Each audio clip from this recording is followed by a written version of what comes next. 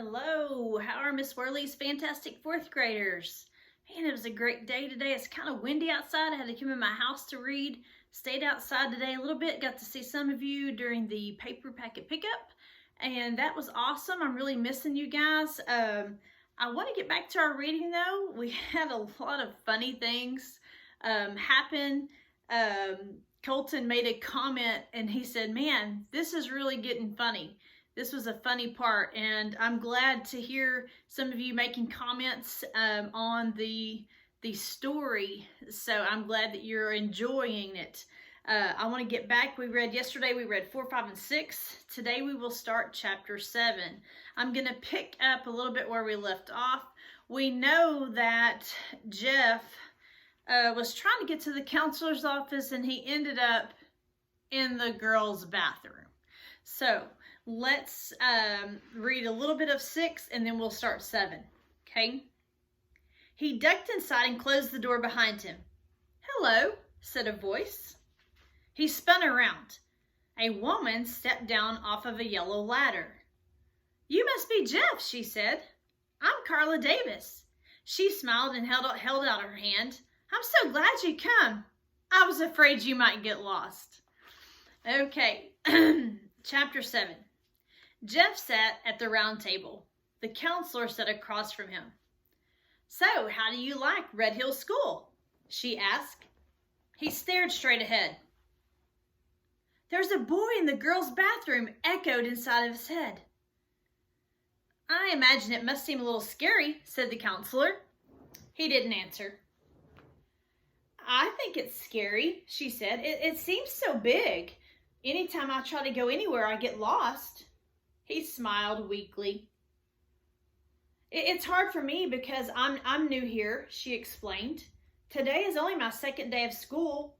I don't know anybody. Nobody knows me. The other teachers all look at me strangely. It's hard for me to make friends with them. They already have their own friends." "I know what you mean," Jeff said. "Well, maybe you can help me," said the counselor. "Me?" said Jeff. "How can I help you? I'm the one who needs help." "Well, maybe we can help each other. What do you think about that?" "How?" "Well, we're the two new kids at school," she said. "We can share our experiences and learn from each other." Jeff smiled. "Okay, Miss Davis," he said. "Jeff," she said, "if we're going to be friends, I want you to call me Carla, not Miss Davis." He laughed. "Do you think Carla's a funny name?" Oh, no, I just never called a teacher by her first name, that's all." "But we're friends. Friends don't call each other Miss Davis and Mr. Fishkin, do they?" Jeff laughed again. "No," he said, and then he frowned. "Well, the kids in my class call me Fish Face." "Well, have you made any friends?" asked Carla. "I sort of made one friend," said Jeff, "but I don't like him." "Well, how can he be your friend if you don't like him?" "Well, nobody likes him. At first I felt sorry for him because nobody wanted to sit next to him. Mrs. Ebel said it out loud right in front of the whole class. 'Nobody likes sitting there,' she said. It was like he wasn't even there. It's bad enough when a kid says something like that, but a teacher?" "Well, that must have hurt his feelings," said Carla. "No, he just smiled." "Well, he may have been smiling on the outside, but do you think he really was smiling on the inside?" "I don't know. I guess not. I guess that's why I tried to be friends with him. I told him I liked sitting next to him, but then he said, 'Give me $1 or I'll spit on you.'" "Well, what did you do?" "I gave him $1. I didn't want him to spit on me. But then later he said, 'I'll give you $1 to be my friend.' And so I took it. It was my $1.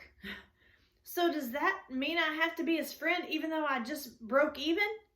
"Well, what do you think friendship is?" Carla asked him. "Well, I don't know. I mean, I know what it is, but I can't explain it." "Well, is it something that you can buy and sell?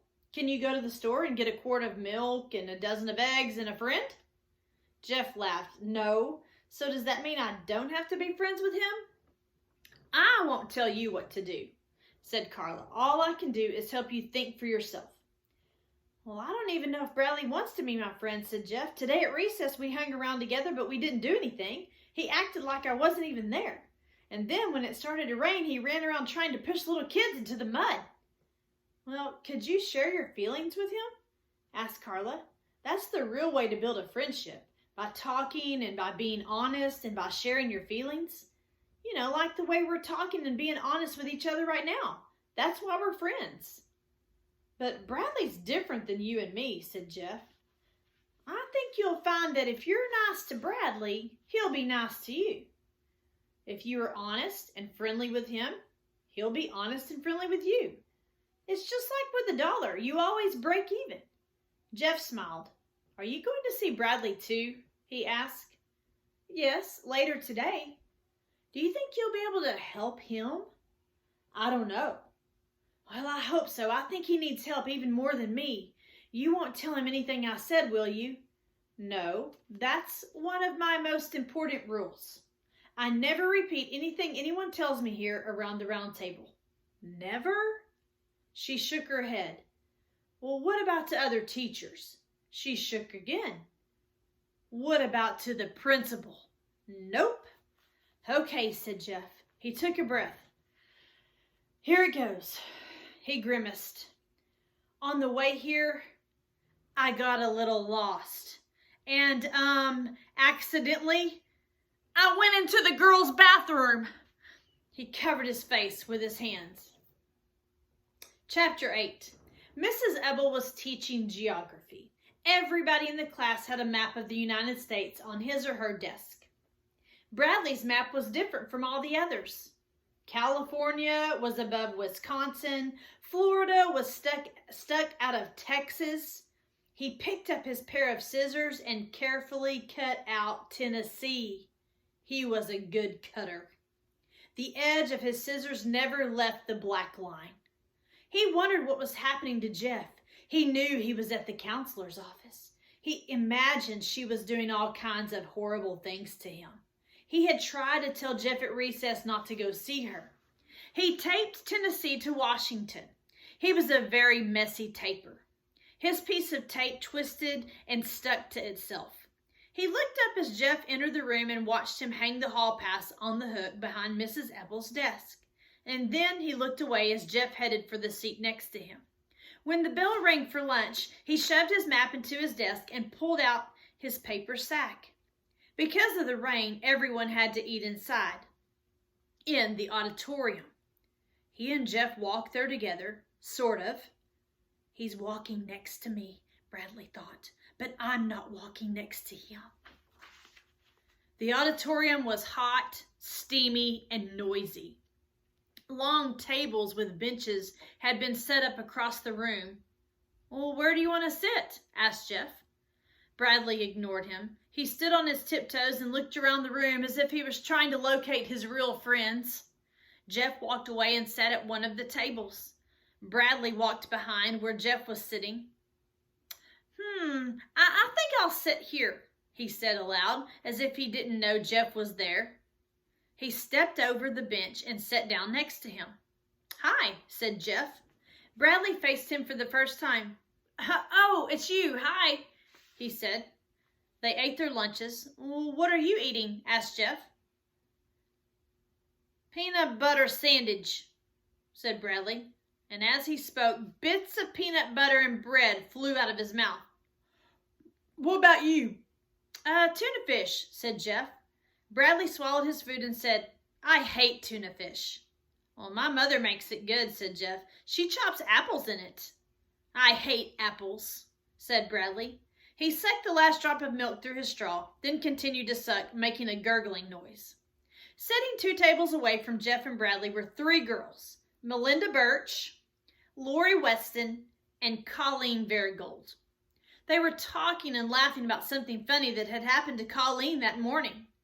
Colleen, who had red hair and a freckled face, covered her mouth with her hand. There he is, she whispered. It's him.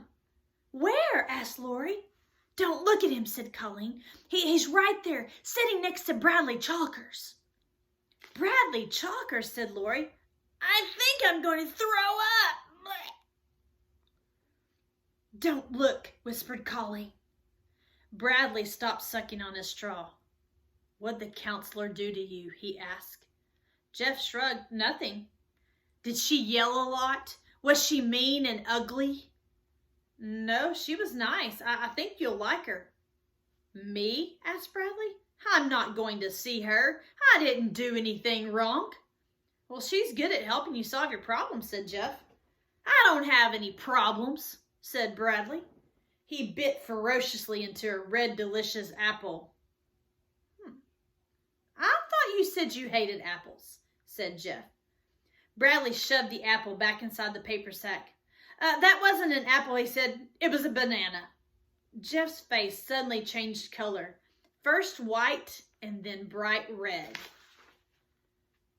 Oh, I think he sees you, said Melinda. Lori laughed. Colleen blushed. Come on, said Lori. Let's go talk to him. She stood up. Lori Weston was a short, skinny girl with long, straight black hair. Melinda got up from the table, too. She was nearly twice the size of Lori. She had short brown hair. No, don't go, pleaded Colleen. What's the matter? Asked Bradley. Nothing, said Jeff. So did I miss anything in class? No, Mrs. Ebel gave everybody a map. Well, I got one. Well, don't lose it, said Bradley. Mrs. Ebel wants them back. Two girls were giggling behind them. Jeff and Bradley turned around. Colleen thinks you're cute, said Lori. Jeff blushed. Who? He asked. The girls laughed. What's your name? Asked Melinda. Jeff blushed again. Colleen wants to know, said Lori, and then she and Melinda laughed again.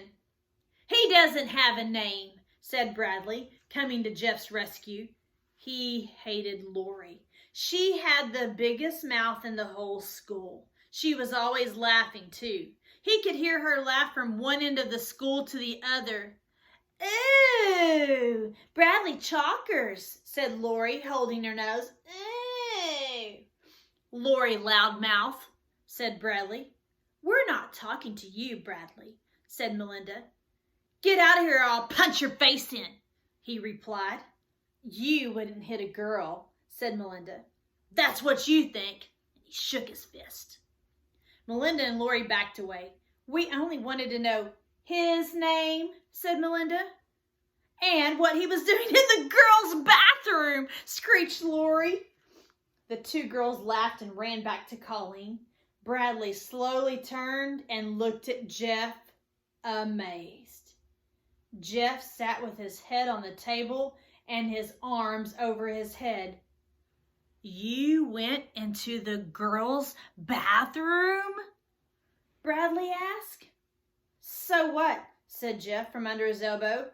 Carla says. Me too, declared Bradley. I go in there all the time. I like to make them scream. And he smiled at Jeff. All right, guys, that ends chapter 8. I'm sure you know by now that Bradley doesn't always tell the truth. We wouldn't describe him with the adjective of honest, would we? All right, guys, I hope you guys have a great weekend, and I'll see you guys next week. Bye, guys.